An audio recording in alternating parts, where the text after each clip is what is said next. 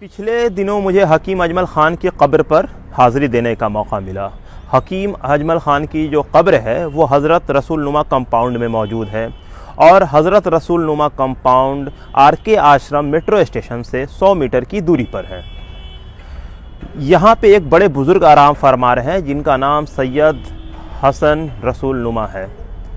इन्हीं से हकीम अजमल ख़ान के बुज़ुर्ग मुरीद थे, इस वजह कर उनके ख़ानदान के तमाम फ़र्द को वहाँ दफन किया गया। लेकिन जैसे ही हम हज़रत रसूल नुमा कंपाउंड के अंदर पहुँचते हैं तो वहाँ पर इंक्रोचमेंट दिखता है, बहुत सारे घर बिल्डिंग दिखती हैं और वहाँ पर जो हकीम अजमल ख़ान का जो कब्र है वो एक घर के अंदर है। घर में कई फैमिली रह रही है। जब हमने वहाँ की फैमिली के लोगों से बात की तो उन्होंने बताया कि वही लोग कब्र की देख रेख करते हैं। हम लोग ही करते हैं, हम लोगों के हाथ में ही है सारा। हमारी अम्मी हैं और हमारी बहनें वगैरह हैं, वही सब कुछ यहाँ पे करते हैं। ये तो हम ही करते हैं भाई, कोई नहीं आता।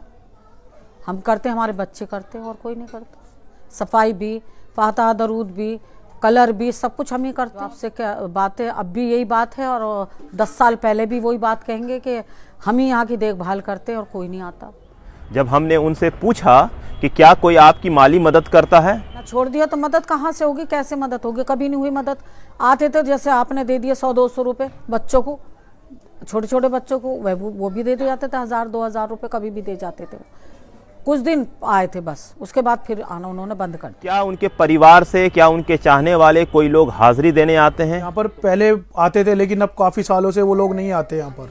हम ही लोग यहाँ पर वो करा के फातिहा वगैरह करा के हम ही लोग यहाँ पे कुरान खानी वगैरह कराते हैं बस। आते थे पहले वो, कुछ दिनों के बाद में फिर उन्होंने आना बंद कर दिया।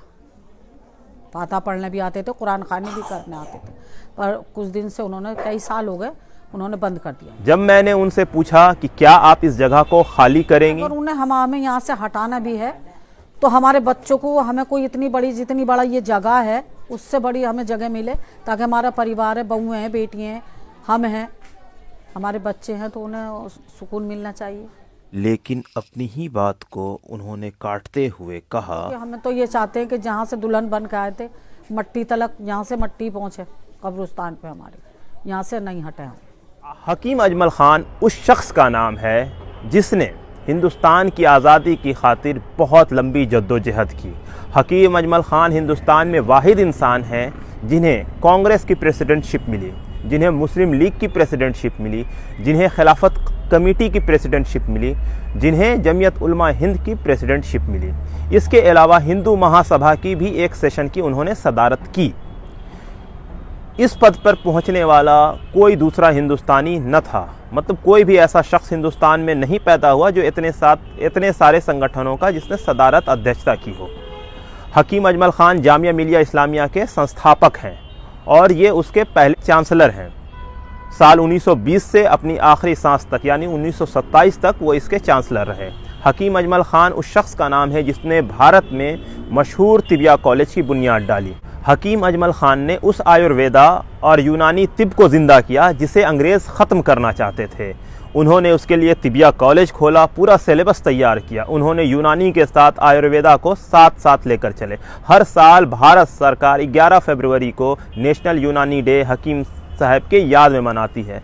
लेकिन उनके कब्र का इतना बुरा हाल है कि आप अंदाज़ा नहीं लगा सकते हैं। वहाँ रह रहे लोगों के ऊपर ये इल्ज़ाम लगाया जा सकता है कि उन्होंने इंक्रोचमेंट कर रखा है, लेकिन सच्चाई यही है कि उन लोगों की वजह कर वो कब्र बचा हुआ है। ये जगह दरगाह सैयद हसन रसूल नुमा के नाम से जानी जाती है यहाँ पर, और यहाँ पर हकीम अजमल ख़ान का मज़ार है और जिसकी हम लोग देखा वो करते हैं, जो हमारे बाप दादा करते आ रहे हैं यहाँ पर। ये हमारे बुज़ुर्ग पहले से रह रहे हैं, हमारी पैदाइश भी यहीं पर हुई है। परेशानी तो इतनी नहीं होती है, लेकिन यह है कि परेशानी तो कब्रिस्तान की जगह है वैसे तो ये, लेकिन हम लोग इन्हीं की इजाज़त से इनके मुरीद बन के रह रहे हैं, तो इसलिए हमें कोई वो नहीं होता। हम रहते थे मुजफ्फरनगर, शादी हो गई थी हम, तो शादी के बाद हम यहाँ आ गए थे। हमारे जो ससुर थे वो यहाँ कव्वाली हैं, मुरीद थे हमारे ससुर, तो उस लिहाज से हमारे ससुर हमें यहाँ ले आए। लाने के बाद में वो उन्होंने हमें यहाँ जगह दे दी, तो हम यहाँ रहने लगे। उसके बाद में बच्चे हुए, सब कुछ वो कमाने भी लगे, ये हमने जहाँ से खुदाइयाँ शुरू करी तो ये अजमल खां का मज़ार निकला। तो यहाँ कब्रें बहुत सारी थी, सारी कब्रें यहीं थी, हमने इसमें कुछ नहीं करा, इन्हें निकाल दी बाहर। उसके बावजूद यहाँ फातहा दरूद होने लगे, हम भी करने लगे। फिर अजमल खां वालों को पता चला तो वो लोग भी आने लगे यहाँ। अब उसके बाद इन्होंने फातहा दरूद शुरू कर दिया। हकीम अजमल खान जानशीं चाहने वाला उनकी कब्र पे हाज़री नहीं देता है। गिने चुने लोगों को अगर छोड़ दें तो कोई भी उनके कब्र पर नहीं जाता है, कोई भी नहीं जानता है कि हकीम अजमल खान कहाँ हैं, कहाँ दफन है। तो ये हमारे लिए एक नहायत ही अफसोसनाक चीज़ है। तो ज़रूरत है कि हमें अपनी विरासत को बचाएं और उसे संभाल कर रखें, क्योंकि हकीम अजमल खान जैसी शख्स सदियों में पैदा होते हैं।